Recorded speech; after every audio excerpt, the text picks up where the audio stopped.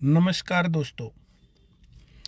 HSSC के office में एक और राउंड लगाया है और यहाँ पर कुछ डिस्कशन किया है। बहुत बढ़िया डिस्कशन हुआ है, जिसे मैंने पहले भी बताया था आप लोगों को।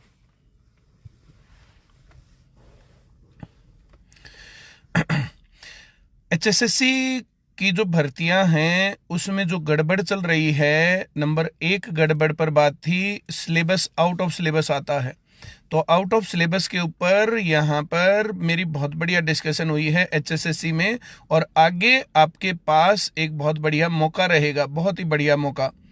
आप लोगों को जो है ये आउट ऑफ सिलेबस की समस्या शायद नहीं रहेगी, ये सेट हो जाएगी जहां तक मुझे पूरी उम्मीद है।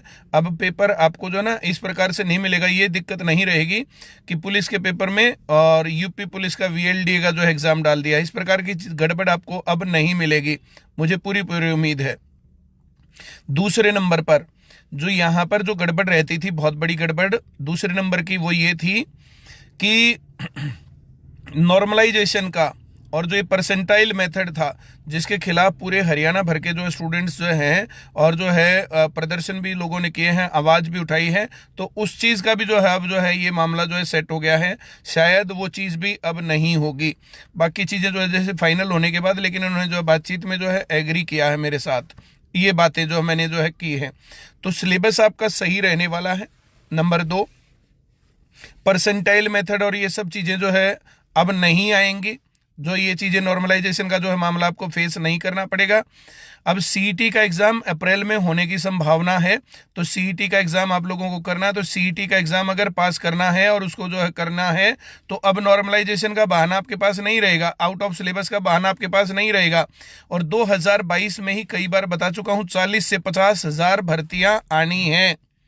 ये सरकार भी कई बार कह चुकी है, मेरी बातचीत भी कई बार हुई है। तो आप जो है ना, जैसे ये एक गोल्डन चांस है। कुछ गड़बड़ थी जिसके चलते जो है नागर जैसे लोग जो है कुछ गड़बड़ कर गए, कुछ गड़बड़ थी जो रॉबिन जैसे लोग उस प्रकार से जो है काम कर गए, जिसके चलते पढ़ने लिखने वाले बच्चों को निराशा हासिल होती है। लेकिन आप लोगों का सहयोग था, आप लोगों ने जो है हमेशा साथ दिया। और अब जो है मौका है बहुत ज़्यादा अच्छे तरीके से पढ़ने का, तैयारी करने का। जो हम लोग जो है प्रदर्शन कर रहे थे, हम लोगों ने जो आवाज़ उठाई, ट्विटर कैंपेन चलाई, आप लोगों ने जिन जिन बातों में सहयोग दिया, वो सारी बातें सही हैं। अब हरियाणा और राजस्थान के बीच में ये डिफरेंस चेक कर लो। हरियाणा के स्टूडेंट्स ने जब हमने बताया वैसे किया, तुमने साथ दिया, तो आज जो है सीन चेंज है।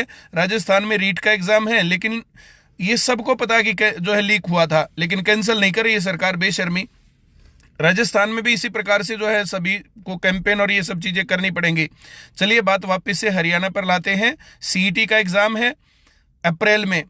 अब तुमने पढ़ना शुरू कर दिया या घर पर ही बैठे हो, या कभी पढ़े ही नहीं थे, तैयारी की नहीं थी। बहुत सारी बातें जो है ना, ये जो निराश लोग होते, निराश लोग, निराशा को तोड़ो।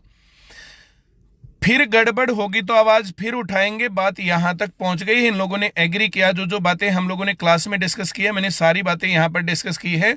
अब तुम्हारे पास वही मौका है, जो जो बातें चलती हैं क्लास में, उन चीजों को आप ढंग से पढ़ लो, अच्छे से तैयारी कर लो, आप लोगों का काम बन जाएगा, नौकरी लग जाओगे।